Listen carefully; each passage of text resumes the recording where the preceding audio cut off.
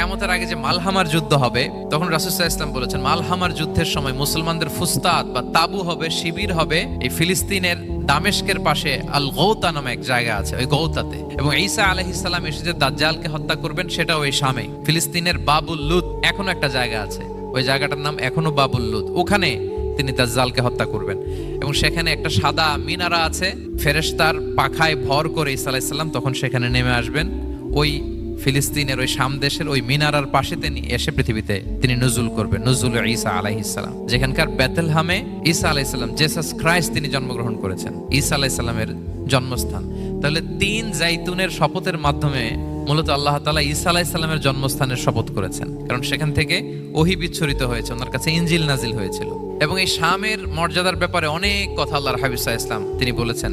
আল্লাহ রাসূল সাল্লাল্লাহু আলাইহি ওয়াসাল্লাম যখন মেরাজে যান, তখন মক্কা থেকে এই শাম দেশে ফিলিস্তিনের বাইতুল মাকদাসে রাসূল সাল্লাল্লাহু আলাইহি ওয়াসাল্লামকে নিয়ে যাওয়া হয়েছে।